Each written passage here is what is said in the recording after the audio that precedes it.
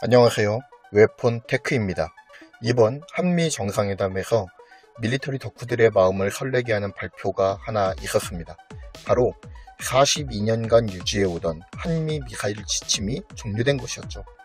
한미 간 미사일 지침은 1979년 박정희 대통령 정권기에 미사일 개발 중단 압박을 받은 박정희 정권에서 탄두 중량 500kg 이상, 사거리 180km 이상의 미사일을 개발하지 않도록 하는 일종의 미사일 족쇄였습니다. 이 미사일 협정이 족쇄가 되어 지금까지 한국의 장거리 탄도미사일 개발이 지지부진하게 되어버리고 말았던 것이 사실입니다. 한미 미사일 협정은 지금까지 약 4차례의 개정을 거쳤는데요.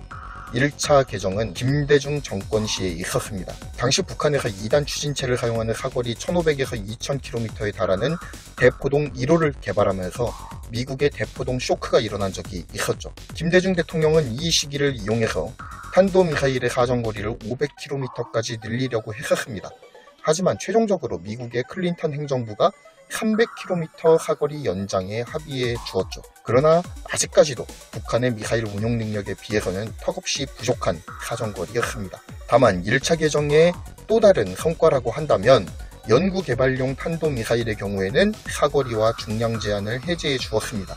또한 민간 로켓에 대한 연구 개발 또한 사거리와 중량을 해제해 줌을 통해서 다가오는 우주시대에 한국형 발사체를 개발할 수 있는 제도적 토대를 마련한 것으로 만족해야 했습니다. 2차 개정은 이명박 정부 당시에 있었습니다.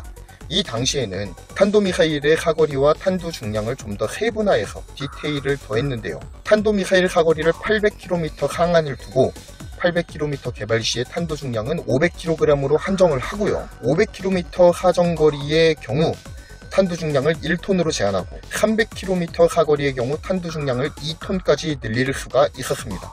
이를 통해 1톤 이상의 중량을 가지는 탄두를 탑재하는 탄도미사일의 개발이 가능할 수 있는 이론적 토대가 마련됐습니다. 또한 이 미사일 지침을 토대로 해서 2015년 사거리 500km, 탄두 중량 1톤의 현무2가 개발 완료되었습니다. 3차 개정은 문재인 정권에서 있었습니다. 지난 2017년 9월 4일 문재인 대통령과 트럼프 전 미국 대통령 간의 전화회담을 통해서 탄도미사일의 최대 사거리를 800km로 제한하지만 탄두 중량을 완전히 철폐한 미사일 지침 개정안이 마련되었습니다. 이 개정을 통해 사거리 800km를 넘어가는 장거리 로켓을 발사하기 위한 고체 연료 사용 제약 조건만 남아있게 되었습니다. 또한 개정된 미사일 지침을 바탕으로 한 사거리 800km, 탄두 중량이 2.5톤 이상에 이르는 현무4가 개발 완료되었습니다. 아직 실전 배치가 되지는 않았지만 현재 성능 개량과 기술적 결함의 수정 보완이 이루어지고 있다고 합니다. 마지막 4차 개정은 2020년 7월에 있었습니다. 장거리 로켓 개발을 위한 고체 연료 제한이 해제되었다라고 밝혔죠. 그러나 아직 사거리 800km 이하라는 제한이 걸려 있기 때문에 장거리 미사일 개발의 근원적인 걸림돌은 아직까지는 해결되지 않은 상황이었습니다. 그런데 바이든 대통령과 문재인 대통령의 이번 정상회담을 통해서 탄도미사일의 사거리 제한이 완벽하게 사라지면서 한국은 이제 이론상으로는 ICBM까지도 개발할 수 있는 전제 조건이 완성되었습니다. 그런데 여기에서 우리가 좀 면밀하게 살펴보아야 할 것이 있습니다. 과연 사거리 제한이 해제되었다고 다수의 국뽕 유튜버들이 말하듯이 우리가 당장 사거리 1만 km에 달하는 ICBM을 뚝딱하고 만들어낼 수 있는 것일까요? 그냥 제도적 장치가 마련되었을 뿐이에요. 1만 km 이상의 장거리 ICBM의 완성을 위해서 해결돼야 될 기술적 난제들이 산적해 있습니다. 로켓 추진체부터 난항에 부딪힐 가능성이 높아요. 또한 기술적 장벽과는 별개로 주변국 간의 관계도 고려하지 않을 수가 없죠. 이런 정치적인 난관도 존재한다는 겁니다. 이 모든 것을 넘어서 개발에 성공한다고 하더라도 현재 우리나라의 지정학적 위치상 우리나라에서 1만 km 이상의 사거리를 가지는 ICBM은 전술적 가치가 떨어진다라고 보는 것이 제 판단입니다. 왜냐면 사실 우리나라의 적성국들은 우리나라 주변에 다닥다닥 몰려있어요. 국경을 맞대고 있는 북한부터 시작해서 바다 건너 일본, 그리고 황해바다를 사이에 두고 있는 중국, 우리나라의 적성국들이 우리나라를 둘러싸고 있는 형편입니다. 미국이야 중국, 러시아, 중동 등 미국의 적성국들이 상당한 거리를 두고 있기 때문에 대륙을 가로는 탄도미사일이 필요하죠. 하지만 한국의 경우에는 초장거리 ICBM의 전략적 가치가 그리 중요하게 대두되진 않는다라는 말씀을 드리는 겁니다. 오히려 은밀하게 숨어있다가 불시에 미사일을 발사할 수 있는 SLBM이라든지 아니면 사거리 1500에서 3000km 정도의 중거리 탄도미사일 IRBM에 대한 수요가 더 많겠죠. 그래도 사거리 800km의 사거리 제한이라는 족쇄가 사라진 지금 한국은 장거리 미사일 기술을 축적할 수 있는 절호의 기회를 맞이한 것만은 틀림없는 사실입니다. 그렇다면 한국이 장거리 미사일을 순조롭게 개발하기 위해서 반드시 넘어야 하는 기술적 난제는 무엇일까요? 전 크게 두 가지를 살펴보고 싶습니다. 첫째는 강력한 로켓 추진체의 개발이 대한민국 최초의 발사체였던 나로호를 기억하고 계실 겁니다. 나로호의 성공적인 발사를 위해서 우리나라 기술진은 러시아의 소유주 로켓 추진체를 사용을 했어요. 당시 우리나라는 대기권을 성공적으로 벗어나게 해줄 추력을 얻을 수 있을 만큼의 강력한 추진체를 개발할 역량이 없었던 것이 사실이에요. 그래서 러시아의 로켓 추진체를 빌려올 수밖에 없었다는 겁니다. 현재 한국형 로켓 추진체를 개발하는 누리호 프로젝트가 시행되고 있습니다. 누리호의 성공을 위해서도 가장 중요하게 거론되는 것이 뭐니 해도 로켓 엔진의 추력을 높이는 것입니다. 로켓 엔진은 재택한 추력을 담보할 수 있는 엔진 기술이 필수라는 거예요. 그런데 한국은 아직 고체 연료 로켓 엔진 기술력을 충분히 축적하지 못한 상황입니다. 여러 국뽕 유튜버들이 마치 당장이라도 ICBM을 날릴 수 있을 것처럼 말하지만 로켓 엔진의 개발 과정이 그리 쉬운 게 아니에요. 계속되는 시도로 기술을 축적해야만 가능한 것임을 잊지 말아야 됩니다.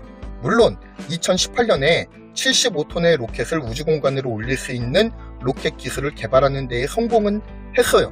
하지만 기술 개발에 성공한 것과 실제로 그것을 양산하는 것과는 큰 차이가 있다는 게 문제예요. 안정적으로 양산을 하기 위해서는 기술을 성숙시키는 기간이 꼭 필요합니다. 미국과 러시아와 같은 우주 강국들도 안정적인 우주 추진체를 만들기 위해서 꽤 오랜 시간 고생을 해야 했단 말이에요. 그런 것들을 감안할 때 우리나라도 로켓 기술을 가진 국가가 되었을 뿐 안정적인 로켓 엔진의 양산을 위해서는 시간이 좀 더 필요하다는 거죠. ICBM과 관련한 더 중요한 사실은 탄두의 대기권 재진입 기술에 관한 것입니다.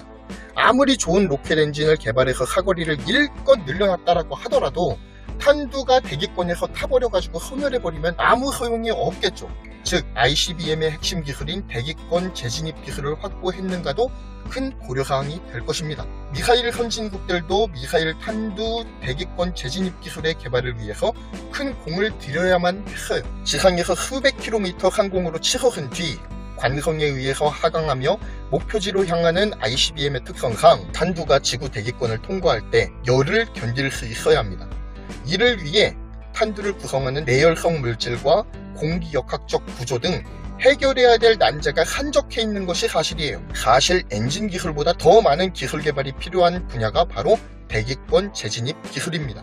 일단 미사일의 사거리가 1000km를 넘어가면 필수적으로 대기권을 뚫어야 돼요. 미사일 탄두가 하강할 때 고온을 견딜 수 있는 재진입 기술은 아직 우리가 도전해 본 적이 없는 분야입니다. 그렇기 때문에 기술 축적까지는 상당한 시간이 소요될 거예요. 정리합니다. 이번 한미 정상회담에서 결정된 한미 미사일 지침 해제는 매우 반가운 일임에 틀림이 없습니다. 하지만 사거리와 탄두 중량의 문제가 모두 해결되었다고 해서 지금 당장 ICBM급 미사일이 뚝딱하고 튀어나오는 것은 아니라는 거예요. 아직도 수많은 기술적 난제들이 산재해 있고요. 한국은 이 모든 기술적 난제를 뛰어넘어야만 하는 상황입니다. 시간이 필요해요. 또한 한국이 장사적 미사일을 만든다면 중국과 일본 가만히 있지 않겠죠. 정치적인 상황도 충분하게 고려해야 할 것입니다. 하지만 여러 기술적 정치적 난제들이 산재해 있음에도 불구하고 한국이 중장거리 미사일을 꼭 개발 성공해서 전쟁 억제력과 영향력을 키울 수 있었으면 좋겠습니다. 무슨 일 있을 때마다 주둥이를 터는 일본, 모든 게 제 것이라고 우기면서 발광하는 중국이 더 이상 우리에게 함부로 대하지 않을 수 있는 강력한 억지력을 가질 수 있었으면 좋겠습니다. 이상 웹폰테크였고요. 구독, 좋아요, 알림 설정 부탁드리겠습니다. 감사합니다.